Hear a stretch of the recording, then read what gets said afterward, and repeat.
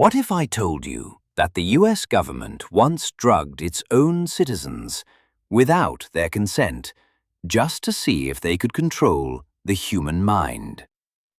And what if I told you some of these experiments happened in brothels, safe houses, prisons, universities, and even foreign countries, hidden under a project so secret that even presidents didn't fully know about it? The story begins in the early Cold War, when paranoia wasn't just a mood, it was a government doctrine. The CIA believed the Soviets had discovered a drug or technique capable of controlling the human mind.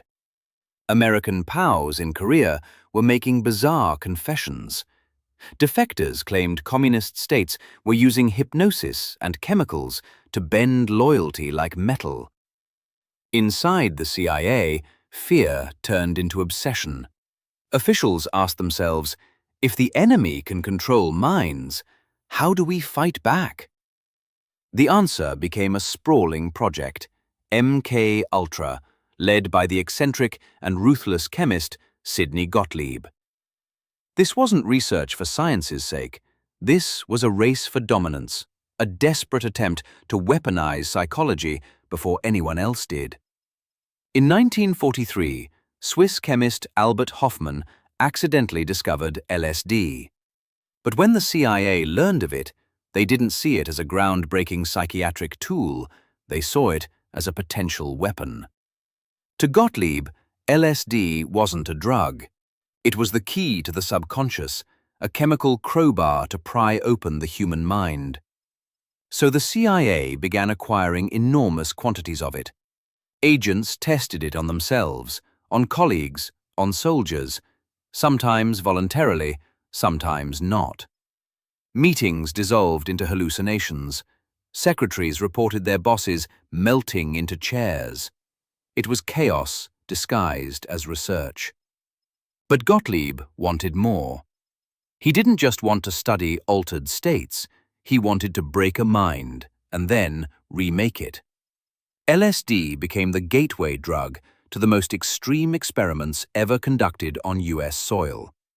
Here's where MK Ultra crosses into the darkest part of its history.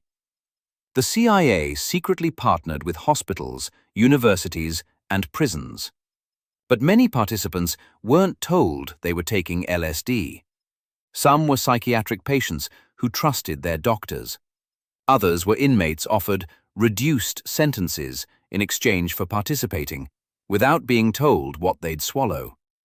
The most disturbing cases involve Canadians at the Allen Memorial Institute in Montreal, where patients seeking therapy were subjected to high-dose LSD, sensory deprivation, and psychic driving, tapes repeating phrases for hours or days.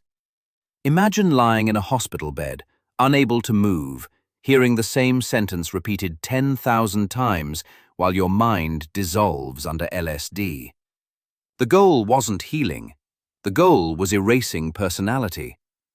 These experiments damaged lives permanently. Many victims developed PTSD, memory loss, or cognitive disabilities. To test LSD's impact on sexual behavior and vulnerability, the CIA created fake brothels in San Francisco and New York. Prostitutes on the CIA payroll were instructed to lure men into these rooms, dose them with LSD, and then observe. Agents sat behind one-way mirrors, drinking martinis, taking notes. The codename? Operation Midnight Climax. No ethics boards, no consent. Just men who thought they were visiting a sex worker, unknowingly becoming test subjects in a government experiment. The CIA wanted to know, when a man is vulnerable, drugged, and disoriented, can he be manipulated, blackmailed, controlled? These sessions continued for years until the program was shut down, not for ethical reasons, but because it simply stopped producing useful data. The turning point came with Frank Olson, an army biochemist unknowingly dosed with LSD by CIA colleagues. Days later, he fell, or was pushed, out of a New York hotel window. The CIA claimed suicide. His family believed otherwise. Olson's death triggered quiet internal panic, but MKUltra continued in secret until the early 1970s. The final blow came in 1973 when CIA Director Richard Helms ordered the destruction of MKUltra records. Only a small fraction survived. But when those documents were uncovered during the Church Committee investigations, the world learned the truth. The United States government experimented on its own people in the name of national security. MKUltra left scars on individuals, on institutions, and on national psychology. On one hand, the program unintentionally advanced neuroscience and pushed LSD into mainstream counterculture. The 1960s psychedelic revolution was partly fueled by substances the CIA had spread. On the other hand, MKUltra permanently damaged trust in government.